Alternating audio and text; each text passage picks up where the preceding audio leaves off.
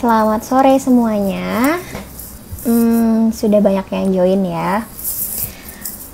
Di episode kali ini, untuk obrolan sehat kali ini bersama saya Dr. Tere, kita akan membahas mengenai tips tangkal flu di musim pancaroba. Pasti banyak banget yang sudah mengalami hal ini gitu ya. Jadi memang penyakit-penyakit yang muncul di musim pancaroba, salah satunya flu, itu memang sering banget menyerang kita nih. Nah, bagaimana sih tips untuk mencegahnya? Sebenarnya mungkin pertanyaan pertamanya adalah kenapa sih di musim pancaroba itu kita rentan banget terkena yang namanya flu? Karena pada musim ini biasanya terjadi perubahan suhu yang ekstrim dari kemarau ke hujan ataupun sebaliknya. Nah, ini menyebabkan virus-virus yang tadinya mungkin udaranya panas berubah menjadi udaranya dingin dan mereka lebih berkembang biak, lebih suka di udara yang dingin biasanya kan kalau virus. Dan selain itu juga kekebalan tubuh kita ternyata dipengaruhi juga. Pada saat udaranya cenderung dingin, biasanya pembuluh darahnya akan menyempit untuk mengatur suhu tubuh kita, sehingga otomatis kemampuan untuk melawan penyakit yang masuk ke dalam tubuh kita pun akan berkurang juga gitu. Nah, kalau misalnya bagaimana sih caranya untuk menghindari atau supaya nggak kena flu nih di musim pancaroba? Sebenarnya caranya gampang, apalagi ini kan lagi COVID kayak gini dan kita semua sebenarnya udah tahu gimana sih cara pencegahan. Sebenarnya cara mencegah flu dan COVID itu mirip-mirip caranya, yaitu yang pertama adalah menjaga menerapkan perilaku hidup bersih dan sehat. Dengan apa sih? Ya rajin cuci tangan, terus kemudian kita juga tidak menyentuh area wajah ya, khususnya mata, hidung, dan juga mulut, karena itu merupakan sumber penularan. Jadi sama seperti COVID juga sebenarnya. Terus kemudian dengan kita rajin cuci tangan juga, kita harus membersihkan barang-barang yang biasa kita gunakan seperti handphone, dompet, atau apapun yang sering kita pegang yang bersinggungan dengan publik, itu kita harus disinfeksi secara rutin gitu. Bisa dengan cairan disinfektan atau dengan alkohol, dan banyak banget pilihannya. Nah, kemudian yang berikutnya adalah menggunakan masker. Sebenarnya mungkin waktu zaman COVID kita nggak terlalu peka dengan penggunaan masker, tapi sekarang udah wajib nih. Dan memang masker ini juga untuk mencegah flu ini sangat-sangat efektif. Kenapa? Karena penyebarannya flu atau influenza sama COVID itu sebenarnya sih sama. Jadi dengan kita menggunakan masker, kita akan terhindar dari penularan flu, serta kita juga kalau misalnya kita lagi flu, kita juga nggak menularkan ke orang lain. Nah, kemudian harus pahami betul etika batuk dan bersin.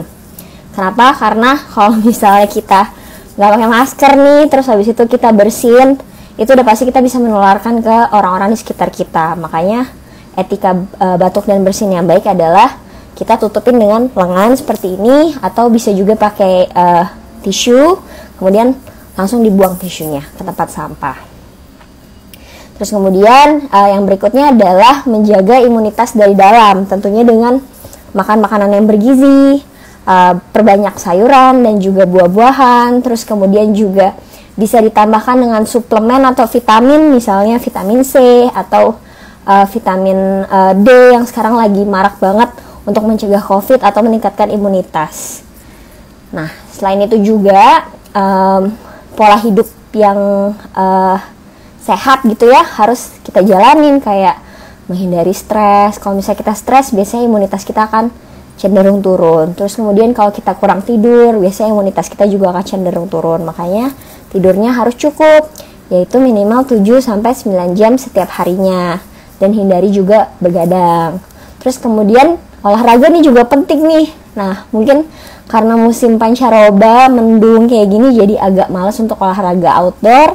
Bisa pilihannya olahraga yang indoor, kayak misalnya kita bisa pasang YouTube untuk Zumba atau apalah sekarang yang free kan banyak, jadi bisa menjadi pilihan juga nih. Terus kemudian yang terakhir, untuk flu ini sendiri sebenarnya sudah ada vaksinnya yang bisa kita dapatkan. Nah, memang vaksinnya ini harus diulang setiap tahun ya. Jadi memang nggak bisa sekali langsung nggak usah diulang lagi gitu. Jadi memang harus setiap tahun diulang. Terus kemudian ya bukan berarti nggak akan terkena flu atau influenza dengan kita divaksin, tapi akan mengurangi resiko kita terkena flu yang lebih berat gitu. Jadi memang disarankan, walaupun efektivitasnya nggak 100% mencegah flu. Nah, kemarin sudah ada banyak yang tanya. Mungkin sudah ada pertanyaan yang masuk kemarin ya. Ada beberapa ini dari, ada yang pertanyaannya mirip juga. Dok, bagaimana cara mengatasi flu saat musim pancaroba? Jadi sebenarnya flu itu kan disebabkan oleh virus. Jadi nggak perlu yang namanya antibiotik. Dengan kita istirahat lalu minum air putih yang cukup, itu sebenarnya sudah bisa menyembuhkan, karena flu sendiri itu bisa sembuh dengan sendirinya. Jadi kalau kita istirahat lalu kita memboost imun kita untuk bekerja melawan virus tersebut, maka kita akan sembuh dengan sendirinya. Jadi sebenarnya obat-obatan kayak obat batuk atau obat pilek itu hanya untuk mengurangi simptomnya saja, tapi untuk virusnya itu sendiri nanti sejalan dengan waktu, dengan imunitas tubuh kita yang baik, dia akan sembuh dengan sendirinya gitu. Nah, kemudian ada lagi pertanyaan dari @Anita Anastasia 24, antibiotik bagus nggak untuk anak-anak yang terkena batuk dan flu? Jadi sebenarnya dicari tahu dulu penyebabnya. Kalau misalkan memang dia flu atau common cold, itu biasanya kan disebabkan oleh virus. Jadi memang tidak membutuhkan yang namanya antibiotik. Jadi nggak akan efektif juga kalau dikasih antibiotik gitu, bukan obatnya. Jadi paling memang istirahat yang cukup tadi, terus kemudian memperbaiki imunitas dengan istirahat, banyak minum air putih, banyak makan buah dan sayur, terus kemudian juga obat-obatan yang diberikan paling simptomatis aja. Kalau misalnya dia pilek, ya boleh diberikan obat pilek. Kalau misalnya dia batuk, diberikan anti batuk. Atau misalkan dia ada demam, juga bisa diberikan obat penurun panas seperti paracetamol atau ibuprofen. Nah, kemudian ada lagi nih pertanyaan, gimana caranya agar tidak terkena flu? Tadi cara-caranya udah aku sebutin ya. Pokoknya intinya adalah meningkatkan imunitas tubuh, terus kemudian juga menjaga kebersihan itu penting banget, karena virus ini tuh bahkan lebih cepat daripada COVID untuk menular. Jadi sangat-sangat mudah menular, sehingga kalau misalnya kita tidak menjaga kebersihan dengan baik, otomatis kita bisa gampang banget kena flu. Lalu ada pertanyaan lagi, kalau misalnya anak ingusnya ada bercak darahnya, apakah berbahaya? Nah, sebenarnya pada beberapa anak itu dia punya pembuluh darah yang cenderung tipis di belakang hidung, sehingga kalau misalnya lagi pilek atau bersin, itu pembuluh darahnya bisa pecah. Nah, kalau misalnya pecah itu umumnya sih nggak banyak darahnya dan cepat berhenti. Nah, kalau misalnya dia tidak terlalu banyak dan cepat berhenti gitu ya, nggak menetes terus-terusan, itu nggak berbahaya. Sesekali gitu nggak apa-apa. Tapi kalau misalkan dia terus-terusan nih berdarah terus, hampir mirip kayak mimisan, nah sebaiknya diperiksakan aja sih. Tapi kalau hanya bercak, itu nggak apa-apa, nggak bahaya.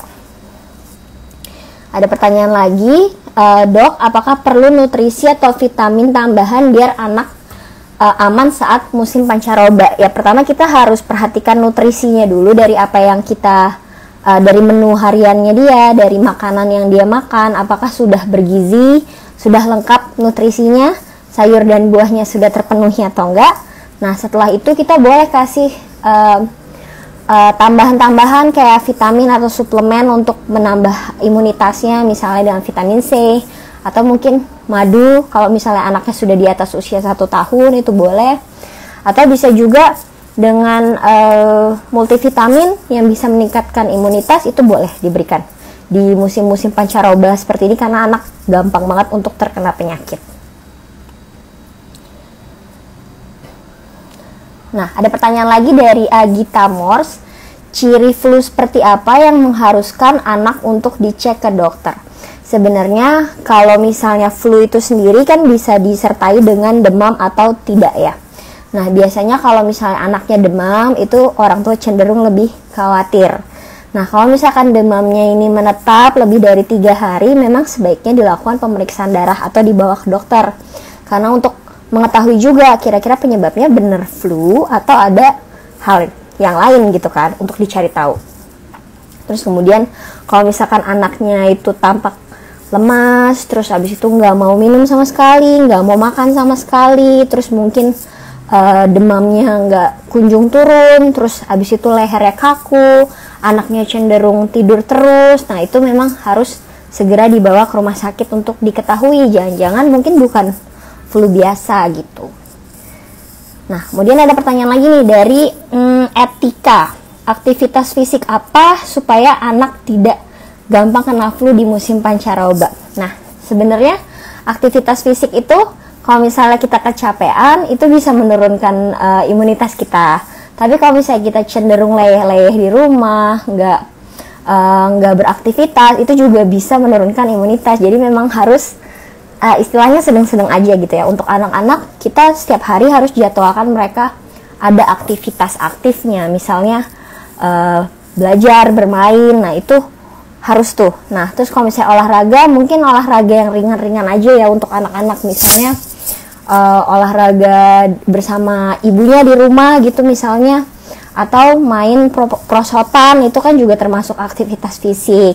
Terus habis itu mungkin jalan-jalan sore di komplek itu bareng ibunya, naik sepeda. Nah, itu bisa juga termasuk dalam aktivitas fisik juga, jadi sangat bagus juga untuk meningkatkan imunitas anak. Nah, nah ini ada pertanyaan lagi dari yang mungkin yang di komen juga ya, kita jawab. Kemarin kan untuk yang di kolom pertanyaan, nah sekarang untuk yang di kolom komen. Apa yang meningkatkan resiko saya untuk terkena flu dan influenza? Biasanya para pekerja atau tenaga medis itu beresiko. Terus kemudian anak di bawah 5 tahun, balita di bawah 5 tahun khususnya itu juga beresiko. Lansia di atas 65 tahun juga beresiko. Mereka yang obesitas, wanita hamil, terus kemudian wanita pasca melahirkan, kemudian orang dengan sistem imun yang memang sudah rendah, itu beresiko juga terkena flu. Terus kemudian orang-orang yang tinggal di panti jompo misalnya, yang lingkungannya, atau di pesantren yang lingkungannya sangat-sangat erat, itu juga bisa beresiko. Serta mereka yang punya penyakit kronis, misalnya diabetes, penyakit ginjal, penyakit jantung, asma, atau penyakit kronis lainnya. Nah, ini ada pertanyaan lagi nih, menarik nih, Dok, gampang terkena flu itu bisa keturunan atau enggak sih? Nah, sebenarnya flu ini, kalau misalnya flu yang karena influenza itu kan disebabkan karena virus. Nah, kalau virus kan tergantung virusnya ada atau enggak di sekitar kita, lalu daya tahan tubuh kita seperti apa. Kalau misalnya daya tahan tubuh kita lagi jelek, ya otomatis kita bisa terkena infeksi tersebut. Nah, tapi kalau misalnya dibahas ini keturunan karena flu influenza, itu nggak menurun. Tapi kalau misalnya dibahas itu flu dalam arti pilek-pilek karena alergi, nah itu bisa menurun. Pada beberapa anak yang dia cenderung alergi, biasanya orang tuanya juga memiliki alergi. Entah orang tuanya punya asma, anaknya jadi bersin-bersin rinitis alergi, atau misalnya ayah ibunya punya alergi makanan, anaknya juga jadi cenderung bersin-bersin tiap pagi, dan resiko alerginya itu ada, makanya dia bersin-bersin dan pilek. Nah, itu yang disebabkan atau yang kita kenal sebagai flu gitu. Jadi sebenarnya kalau keturunan tergantung sih, pilek dan flu-nya itu disebabkan oleh apa, harus dicari tahu. Nah, ini ada pertanyaan lagi dari @aniarisandi. Dokter, saya jarang terkena flu, tapi kalau sekalinya kena flu lama sekali sembuhnya, itu gimana? Nah, sebenarnya flu itu penyebabnya macam-macam ya. Kalau misalnya kita tahu nih ya, masuk angin itu sebenarnya bukan influenza, itu common cold. Nah, biasanya dia bentuknya lebih ringan daripada flu atau influenza. Nah, kalau common cold sendiri, biasanya kalau kita kecapean nih, sering kayak ngerasa badannya nggak enak nih, tiba-tiba pilek. Tapi nggak nyampe 1 minggu udah sembuh gitu, jadi lebih ringan. Nah, itu biasanya karena si common cold. Tapi kalau misalnya flu, biasanya lebih berat kondisinya. Bisa disertai nyeri kepala hebat, bisa lemas, bisa demam tinggi. Nah, itu biasanya setelah seminggu baru terjadi perbaikan atau gejalanya hilang. Makanya harus dicari tahu dulu nih, kalau misalnya kamu sering terkena flu terus lama banget sembuhnya, itu kira-kira kenapa. Mungkin bisa dicoba juga, selain meningkatkan imunitas, bisa dicoba untuk vaksin influenza. Siapa tahu mengurangi kondisi kamu yang sembuhnya tuh lama. Jadi kalau vaksin ini sendiri, memang kan virus influenza itu selalu virusnya bereplikasi, jadi memang strainnya tuh banyak banget. Kalau misalnya kita kena 1 kali flu, itu belum tentu, memang antibodi kita membentuk, tubuh kita membentuk antibodi terhadap strain virus tersebut. Tapi minggu depan kita bisa kena strain yang lain, jadi kita bisa flu lagi gitu. Jadi memang vaksin ini tuh selalu diupdate dan selalu diberikan setiap tahun untuk bisa mencakup semua strain dari virus influenza. Jadi ketika kita kena, kita lebih cepat sembuhnya, terus mungkin juga gejalanya lebih ringan seperti itu. Jadi mungkin bisa dicoba. Nah, buat teman-teman yang udah join, bisa tanya-tanya lagi di kolom komentar, nanti akan aku jawab.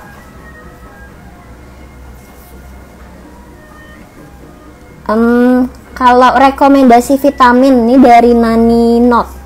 Dok, rekomendasi vitamin buat mempertahankan atau menaikkan daya tahan tubuh. Nah, kalau misalnya sebenarnya vitamin apa aja boleh, yang isinya ada vitamin C, vitamin D, vitamin E, vitamin A, vitamin B itu boleh, atau multivitamin itu boleh, itu bagus untuk meningkatkan daya tahan tubuh.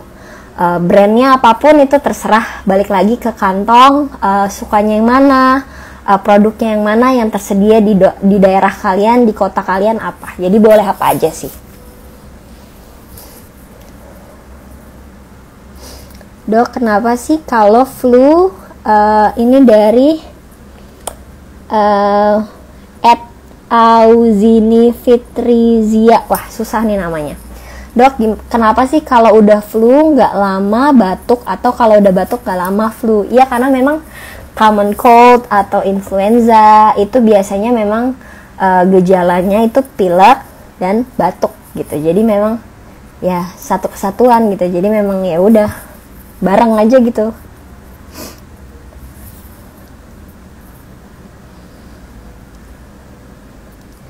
Mungkin ada yang mau tanya lagi, bisa tulis di kolom komentar ya.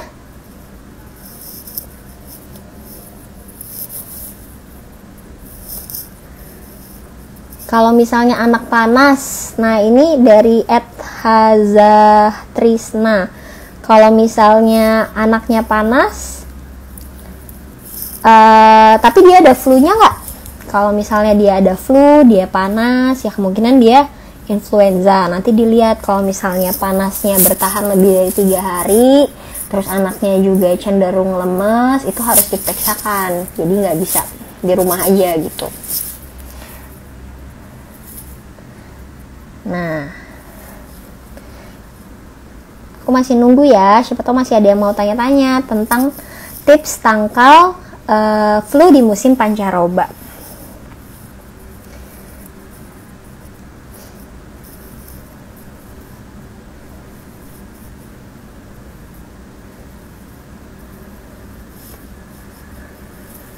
Nah, ini ada dari Nengis mau Fauzia. Dok, kenapa ya kalau flu selalu ada ingusan, warnanya putih bening? Obat yang cocok apa dan cara mencegahnya gimana?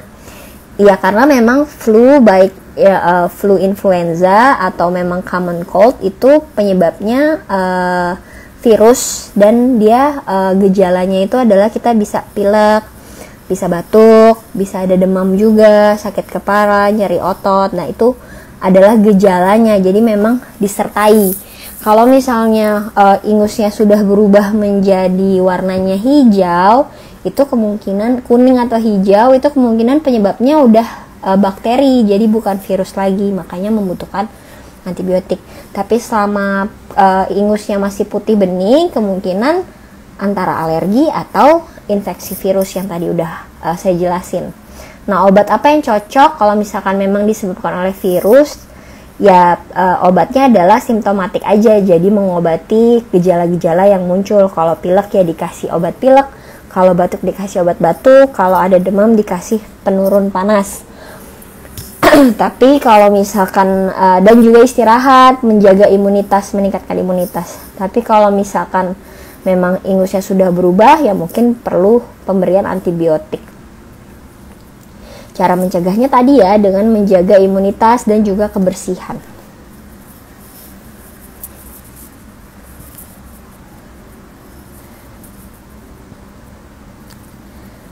Ada lagi mungkin yang mau tanya?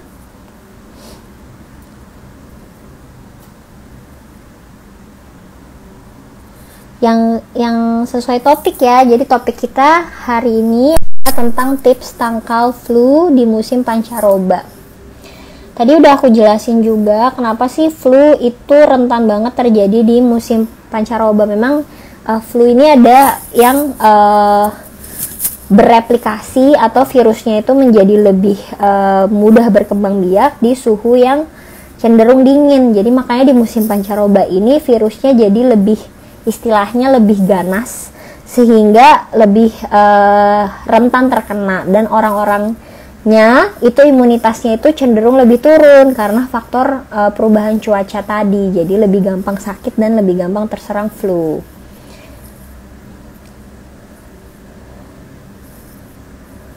Nah, ini ada pertanyaan lagi dari @diahayuaprilia. Cara membedakan antara asma yang kambuh dan flu pada penderita asma. Sebenarnya kalau asma itu kan ditandai dengan pernafasan yang sesak dan suara mengik. Bisa disertai juga dengan pilek atau tidak. Jadi biasanya orang yang sudah punya asma, kalau misalkan dia terkena flu atau terkena common cold ya, yang gejalanya adalah batuk, pilek, itu bisa memicu asmanya kambuh, sehingga pernafasannya tuh sesak, berbunyi mengik gitu. Jadi untuk membedakannya, asma kambuh ya sebenarnya asma kambuh bisa disertai dengan pilek itu sendiri atau flu itu sendiri, atau tidak disertai, karena si flu itu bisa mencetuskan asma sebenarnya.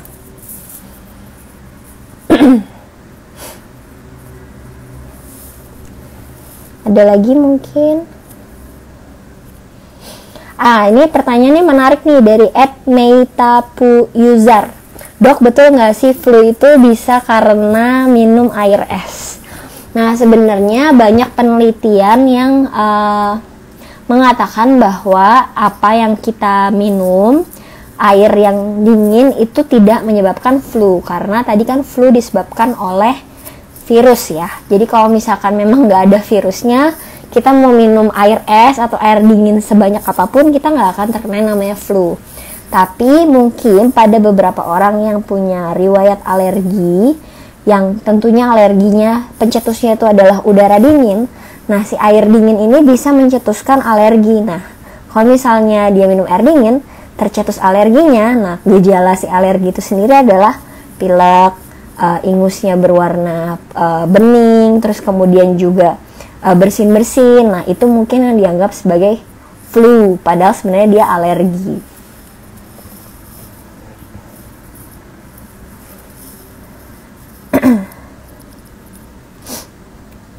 Oke, terus habis itu ada pertanyaan lagi nih.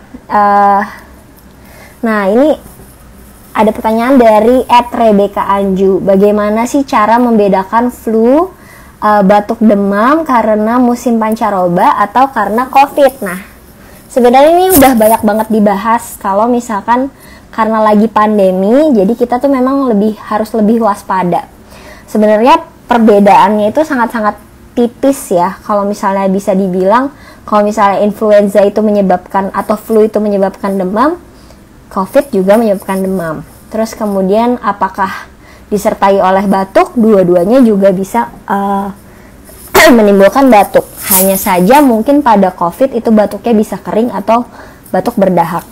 Terus kemudian apakah bisa timbul radang tenggorokan? Pada keduanya, pada COVID dan pada flu itu bisa, sama-sama bisa. Hanya saja mungkin pada pasien COVID itu gejalanya lebih ke berat dan sesak gitu. Jadi pasiennya tuh sesak. Kalau misalnya influenza mungkin dia nggak sampai sesak, tapi lebih ke demam, terus kemudian badannya nggak enak, dan sebenarnya sama-sama bisa mencapai 1-2 minggu untuk penyakit ini. Jadi memang kalau sudah merasakan yang namanya flu di musim pandemi seperti ini harus hati-hati, jaga kesehatan, istirahat di rumah aja sebisa mungkin, tidak keluar rumah. Dan kalau misalnya memang merasa sakit, harus tahu diri ya. Jadi kalau misalkan ada anak-anak di rumah atau ada orang tua di rumah yang bisa beresiko kita tularkan, sebaiknya kita menjaga jarak dulu, terus kemudian kita pakai masker, jangan bertukar-tukar barang-barang kayak misalnya peralatan makan dan lain-lain, itu sebaiknya dihindari karena kita masih belum tahu nih apakah kita flu yang biasa, influenza, atau kita COVID, karena bisa saja karena lagi masa pandemi bisa aja COVID gitu. Jadi memang kalau misalnya ada budgetnya, kalau misalnya kalian ngerasa ada keluhan-keluhan seputar pernafasan, ya bisa langsung rapid atau swab test sih untuk memastikan supaya lebih aman.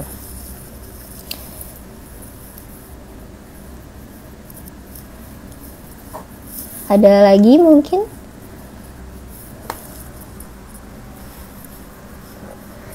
Ada dari @setiani831, dok, apa ada kaitannya antara flu dan radang? Karena anak saya kalau flu pasti sama radang.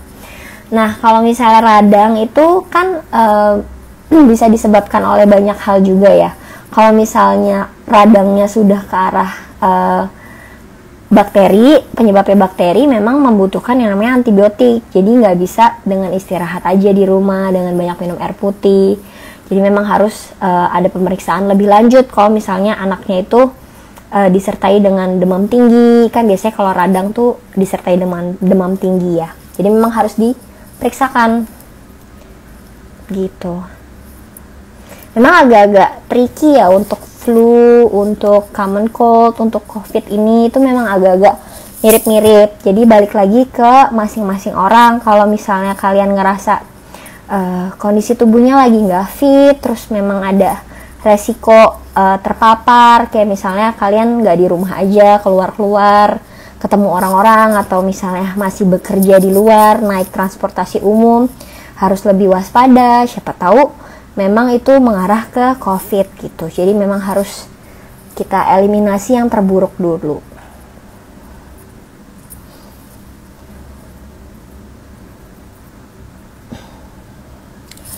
Ada pertanyaan lagi seputar tips tangkal flu di musim pancaroba.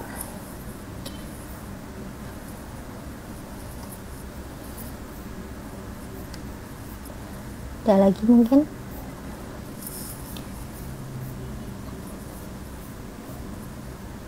Ada pertanyaan dari @nandaputri2123, dok, kalau batuk terus lama-lama tenggorokannya sakit. Ya, jadi tenggorokan sakit bisa karena kurang minum juga, bisa karena radang tenggorokan, tadi yang udah saya jelasin juga. Nah, penyebabnya ini bisa virus, bisa bakteri. Kalau misalkan memang karena virus, ya kalian istirahat, terus habis itu perbaiki imunitas dengan makan makanan bergizi, minum vitamin. Tapi kalau misalkan memang disebabkan oleh bakteri, ya memang membutuhkan antibiotik gitu, dan harus ya antibiotiknya harus dihabiskan sampai habis, karena kalau tidak akan beresiko resistensi gitu nantinya.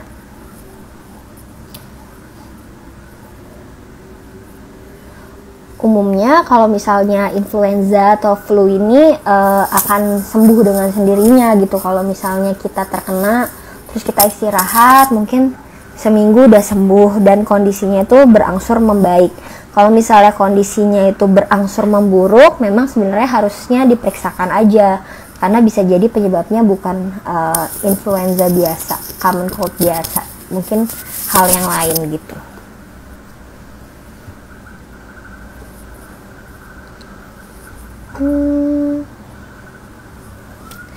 Ada pertanyaan dari @iki Pandu, Bu Dokter, apa betul perbedaan suhu secara langsung bisa menyebabkan flu atau demam? Tadi udah sempat saya jelasin juga, karena di musim pancaroba ini kan terjadi perubahan suhu yang cukup ekstrim, dimana dari musim kemarau ke musim hujan, begitupun dari musim hujan ke musim kemarau. Nah, inilah yang menyebabkan imunitas kita itu berubah, sehingga kita lebih gampang terkena penyakit. Dan selain imunitas kitanya yang terpengaruh adalah dari si virusnya itu sendiri. Jadi virus memang lebih mudah bereplikasi atau berkembang biak di suhu yang dingin. Dia lebih suka di situ. Jadi makanya pada musim pancaroba kayak sekarang nih, bulan-bulan sekarang ya, musim-musim hujan, itu lebih rentan terkena penyakit kayak flu atau common cold tadi, karena perubahan suhu yang ekstrim.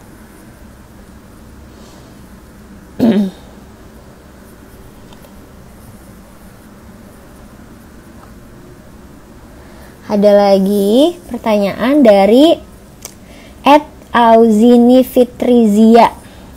Bener gak sih kalau makan makanan pedas bisa bantu menyembuhkan flu? Sebenarnya zat yang ada pada makanan pedas itu bisa menyebabkan pengenceran dari sekret yang ada di saluran nafas kita. Jadi biasanya kalau hidungnya tersumbat, terus kemudian banyak dahak atau lendirnya di pernafasan, itu makanan pedas yang kita makan bisa membantu mengencerkan atau mengeluarkan. Jadi rasanya seperti lebih plong gitu. Jadi sebenarnya sifatnya sama sih, kayak kita makan obat pilek atau makan obat batuk gitu ya. Jadi itu bisa membantu mengencerkan sehingga terasa lebih plong gitu.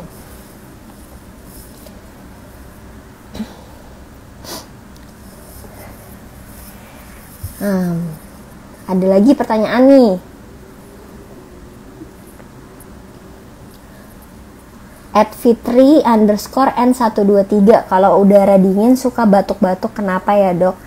Ya kemungkinan kalau kita masuk ruangan dingin terus kita batuk-batuk atau bersin, meler saat itu, tapi pas kita keluar ruangan yang suhunya sudah lebih normal, kita nggak mengalami itu lagi, biasanya karena perubahan suhu aja sih. Mungkin ada riwayat alergi, makanya gampang batuk atau pilek, yang pemicunya karena si suhu tadi, bisa debu, bisa suhu dingin gitu.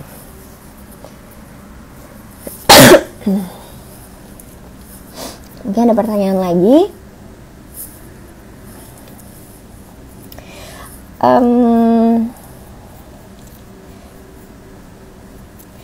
Terutama untuk anak-anak di bawah 5 tahun itu memang lagi rentan-rentannya untuk terkena flu di musim pancaroba. Jadi sebagai orang tua nih juga harus memperhatikan betul-betul gitu ya asupan nutrisinya.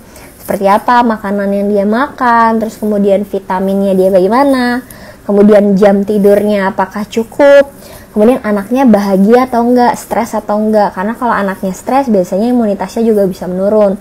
Terus perhatikan juga aktivitas fisiknya si anak, jangan karena lagi di rumah aja nih karena pandemi, jadi anaknya tuh jarang bergerak, jarang diajak untuk bermain gitu. Misalkan nonton tab doang, nonton YouTube aja seharian, nah itu kan anaknya jadi kurang bergerak. Nah bisa tuh orang tuanya menjadwalkan, misalnya hari ini jalan-jalan di komplek ya, atau nanti besok sore main sepeda, atau ketemu nggak usah ketemu teman lah, misalnya kalau takut gitu ya, main ke taman sebentar, main perosotan, itu juga termasuk aktivitas fisik yang bisa memicu untuk memperbaiki imunitasnya si anak. Jadi jangan dibiarkan untuk goler-goleran aja gitu di rumah.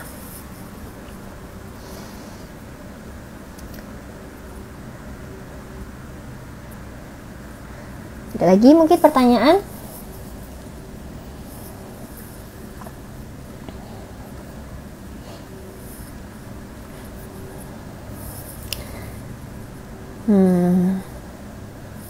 Mungkin pertanyaannya yang sesuai dengan topiknya ya, tentang flu di musim pancaroba. Nah, Sebenarnya kita pasti semua tuh udah pernah ngerasain yang namanya flu, tapi bisa sebenarnya sembuh sendiri kalau misalnya kita rajin istirahat. Terus habis itu juga kita menjaga imunitas. Jadi sebenarnya flu itu nggak membutuhkan obat yang spesifik, hanya dengan kita istirahat, dengan menjaga imunitas, makan makanan yang bergizi, terus menjaga kebersihan, itu kita bisa mencegah flu di musim pancaroba gitu.